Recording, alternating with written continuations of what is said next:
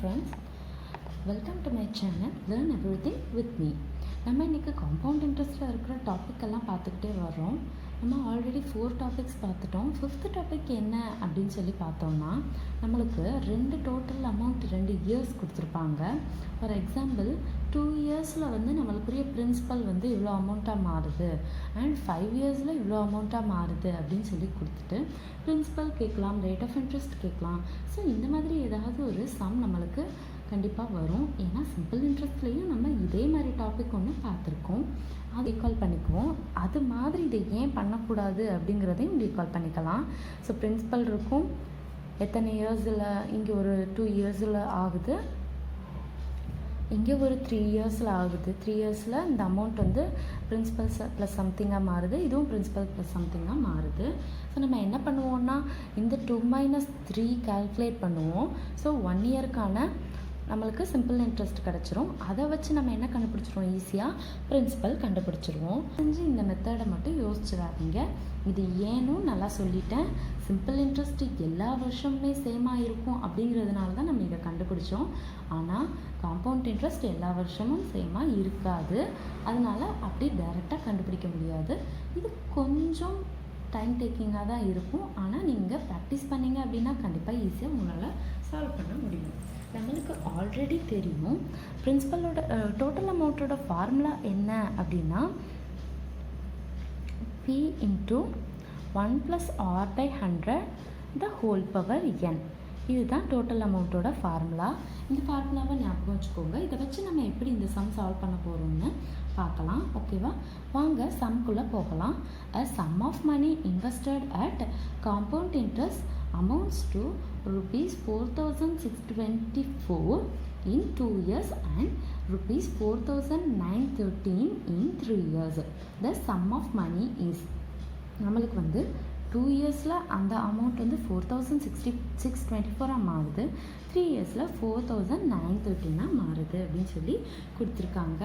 ஓகேவா, இப்போ இந்த சம் எப்படி சால்வ் பண்ணுறதுன்னு பார்த்தீங்கன்னா, நம்மளுக்கு ஆல்ரெடி ஃபார்முலா தெரியும் டோட்டல் அமௌண்ட்டுக்கு. இங்கே வேறு எந்த வேல்யூஸுமே நம்மளுக்கு தெரியாதுங்கிறதுனால எப்படி எழுதிக்கலாம் அப்படின்னா, P × 1 + R/100 the whole power. First பெரிய நம்பர் என்ன, 3 இயர்ஸ்க்குரிய தான். இந்த 3 இயர்ஸுக்கு எவ்வளோ கொடுத்துருக்காங்க, 4,913 சாரி ஃபார் த இன்கன்வீனியன்ஸ் 913 கொடுத்துருக்காங்க. அண்ட் அடுத்ததில் எழுதணுன்னா P × 1 + R/100 the whole power 2. ஏன்னா 2 இயர்ஸுக்கு டோட்டல் அமௌண்ட்டு கொடுத்துருக்காங்க. அதனால 2ன்னு சப்ஸ்டியூட் பண்ணோம் அப்படின்னா 4,624 நம்மளுக்கு கிடைக்கும். ஸோ இது ரெண்டையும் டிவைட் பண்ணணும். நல்லா ஞாபகம் வச்சுக்கோங்க, இது ரெண்டையும் டிவைட் பண்ண போகிறோம். ஓகேவா, அப்படி டிவைட் பண்ணோன்னா இது ரெண்டும் கேன்சல் ஆயிரும். இந்த பவரையே கேன்சல் பண்ணோம் அப்படின்னா 1 + R/100 the whole power 1ன்னு வரும். ஏன்னா பவரில் இருக்கிற நம்பர்ஸை நம்ம டிவைட் பண்ணக்கூடாது. பேஸ் சேமாக இருக்கும்போது பவரில் இருக்கிற நம்பர்ஸை என்ன பண்ணணும், மைனஸ் பண்ணணும். 4913 / 4624. ஸோ இதை கேன்சல் பண்ணோம் அப்படின்னா நம்மளுக்கு என்ன கிடைக்கும்னு பார்க்கலாம். ஸோ 17 டேபிளில் கேன்சல் ஆகும்.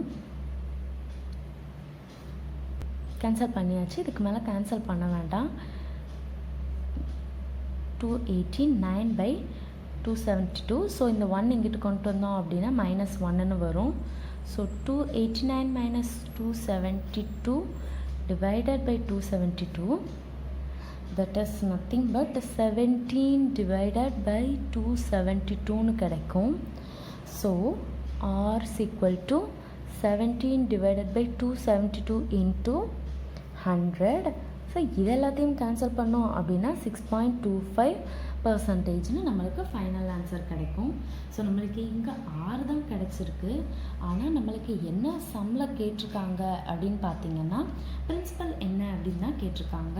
ஸோ பிரின்சிபல் கண்டுபிடிக்கணும்னா நம்ம என்ன பண்ணணும் அப்படின்னு பார்க்கலாம் வாங்க. பிரின்சிபல் கண்டுபிடிக்கணும்னா ஏதாவது ஒரு சம்மில் சப்ஸ்டியூட் பண்ணணும் 1 + Rங்கிற வேல்யூவை. அப்போது பிரின்சிபல் × 1 + Rக்கு நம்ம என்ன கண்டுபிடிச்சிருக்கோம் அப்படின்னா 289 divided by 272. எனக்கு ஈஸியாக இருக்க ஸ்கொயரில் இருக்கிறதுலையே நம்ம அப்ளை பண்ணுவோம். 4624ன்னு நம்மளுக்கு கிடைக்கும். ஸோ இதை எல்லாத்தையும் சிம்பிளிஃபை பண்ணோம் அப்படின்னா நம்மளுக்கு p is equal to 4096 அப்படின்னு சொல்லி கிடைக்கும். ஸோ பிரின்சிபல் அமௌண்ட் என்னவா இருக்கும்? 4096. இது கொஞ்சம் டீடியஸாக தான் இருக்கும், ஆனால் கண்டிப்பாக ப்ராக்டிஸ் பண்ணுங்கள், உங்களால் ஈஸியாக சால்வ் பண்ண முடியும். ஸோ இதில் செகண்ட் சம் எப்படி சால்வ் பண்ணுறதுன்னு பார்க்கலாம் வாங்க. A sum of money becomes 13,380 after 3 years and rupees 20,070 after 6 years on a compound interest. The sum is அப்படின்னு சொல்லி கேட்டிருக்காங்க. சரி வாங்க நம்ம சம்குள்ளே போகலாம். ஸோ ஃபஸ்ட்டு என்ன பண்ணிக்கணும், 6 இயர்ஸ்க்குரியதை எழுதுகிறோம். P into 1 plus R divided by 100 the whole power 6 is equal to 20,070 கொடுத்துருக்காங்க. இதை வந்து P plus R by 100 the whole cube is equal to 13,380. நம்ம இவ்வளோ சால்வ் பண்ணணுமான்னு கேட்டால் உங்களால் இது ஈஸியாக ஞாபகம் வச்சுக்க முடிஞ்சால் நீங்கள் ஜஸ்ட் என்ன பண்ணலாம், இதெல்லாம் கேன்சல் பண்ணதுக்கப்புறம் என்ன கிடைக்கும் அப்படிங்கிறதுல இருந்து இந்த ஸ்டெப்பில் இருந்தே உங்களுக்கு சால்வ் பண்ணிடலாம். கொஞ்சம் ப்ராக்டிஸ் பண்ணிங்கன்னா, ஏன்னா 6 minus 3 is equal to 3. So நம்ம டேரெக்டாக 1 plus R by 100 the whole power 3 is equal to இதை ரெண்டையும் கேன்சல் பண்ணுறது எப்படி அப்படிங்கிறத பார்க்க ஆரம்பிச்சிடலாம். ஓகேவா? 3/2ன்னு சொல்லி கிடைக்கும். ஸோ இது ரெண்டையும் கேன்சல் பண்ணோம் அப்படின்னா உங்களுக்கு 3/2ன்னு கிடைக்கும். கேன்சல் பண்ணுறது உங்களுக்கு தெரியலைனாலும் பார்த்துக்கோங்க. 4462 அப்படி சொல்லி இருக்கும். 446. ஸோ இதை கேன்சல் பண்ணோம்னா 32 அப்படி சொல்லி கிடைக்கும் நம்மளுக்கு. இதை என்ன பண்ண போகிறோம் அப்படின்னா டேரெக்டாக நம்மளுக்கு இந்த ஈக்குவேஷனில் சப்ஸ்டியூட் பண்ண போகிறோம். So P into 1 plus R by 100 the whole power 3க்கு பதிலாக தான் நம்ம என்ன கண்டுபிடிச்சிருக்கோம், 3/2ன்னு கண்டுபிடிச்சிருக்கோம். Is equal to 13,380. ஸோ நம்மளுக்கு சம் தான் கேட்டிருக்காங்கிறனால R இங்கே கண்டுபிடிக்கணும்னு அவசியம் இல்லை. So P is equal to 13,380 into 2/3ன்னு கிடைக்கும். ஸோ P இதெல்லாத்தையும் கேன்சல் பண்ணோம்னா என்ன கிடைக்கும்னா 460 ரெண்டையும் மல்டிப்ளை பண்ணோன்னா 8,920. இதுதான் நம்மளுக்கு sum of amount, principal amount. சரி வாங்க இதில் நம்ம இன்னொரு சம் எப்படி சால்வ் பண்ணுறதுன்னு பார்க்கலாம். என்ன கொடுத்துருக்காங்க அப்படின்னா find the rate of interest on ₹500 end of 2 years amounts to 5,083.20 அப்படின்னு சொல்லி கொடுத்துருக்காங்க. ஸோ ரேட் ஆஃப் இன்ட்ரெஸ்ட் கேட்டிருக்காங்க.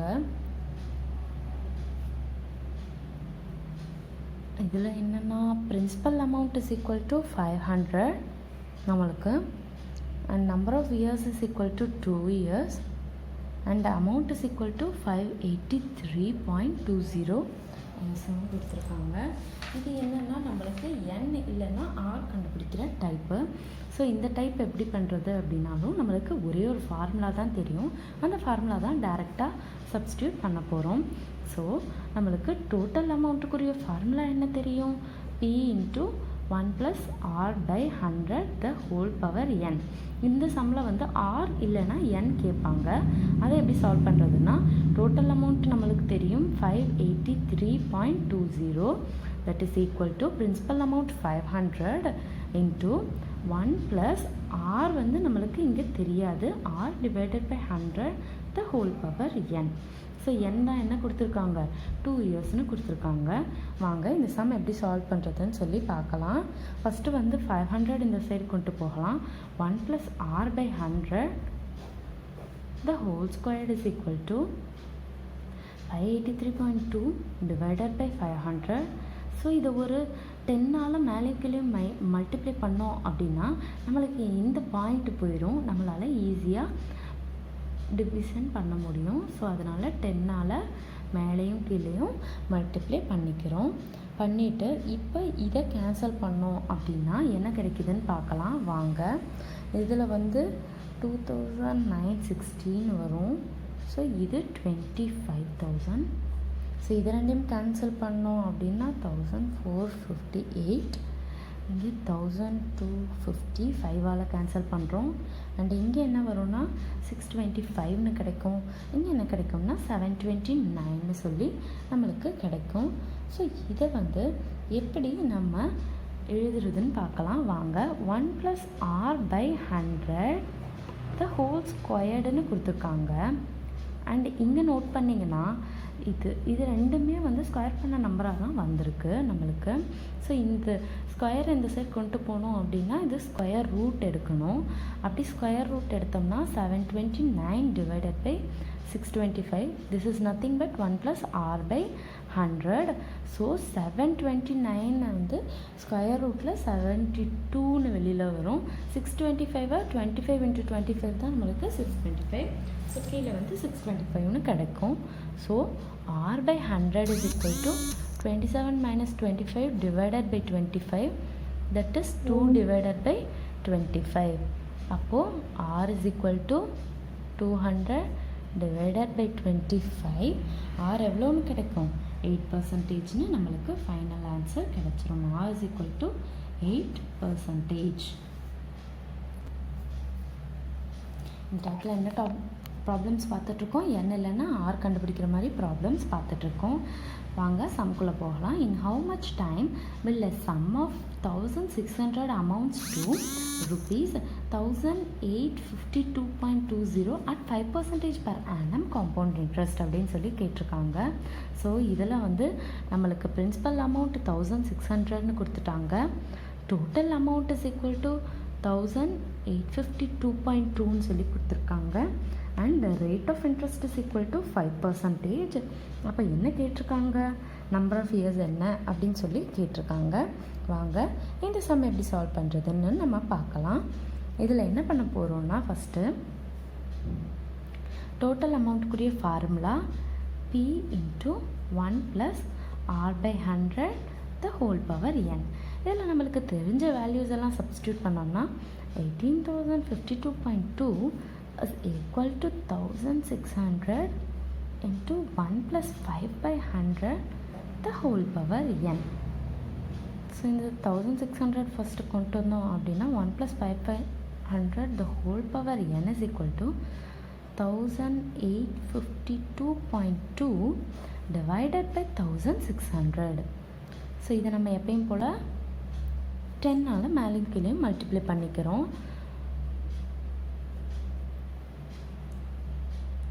இதை நம்ம கேன்சல் பண்ண ஆரம்பித்தோம் அப்படின்னா இங்கே 8000ன்னு கிடைக்கும். இங்கே வந்து 9261ன்னு கிடைக்கும். இப்போ இந்த 8000 பார்த்தீங்கன்னா 8000 க்யூப் ரூட் எடுத்து 20ன்னு சொல்லி எழுத முடியும். அண்ட் இந்த 9261ஐயும் க்யூப் ரூட் எடுத்து 21ன்னு சொல்லி எழுத முடியும். அப்போது இந்த n என்னவா இருக்கணும்? க்யூபாக தான் 3ஆக தான் இருக்கணும். ஸோ இங்கே 3 times n is equal to 3ன்னு இருந்தால் தான் இந்த க்யூப் ரூட் எடுத்து ஆன்சர் நம்மளால் கொண்டுட்டு வர முடியும். ஓகேவா? ஸோ இதை வச்சு பார்த்தோம்னா நம்மளுக்கு n என்னவா இருக்கும்? 3ஆக தான் இருக்கும். இந்த n கண்டுபிடிக்கிற சம்மில் மட்டும் பார்த்தீங்கன்னா நம்ம கேன்சல் பண்ணும்போது ஏதோ ஒன்று க்யூப் ரூட் எடுத்தால் ஆன்சர் ஈஸியாக வர மாதிரியோ இல்லைனா ஸ்கொயர் ரூட் எடுத்தால் ஈஸியாக வர மாதிரியோ ஒரு வேல்யூ நம்மளுக்கு கிடைக்கும்.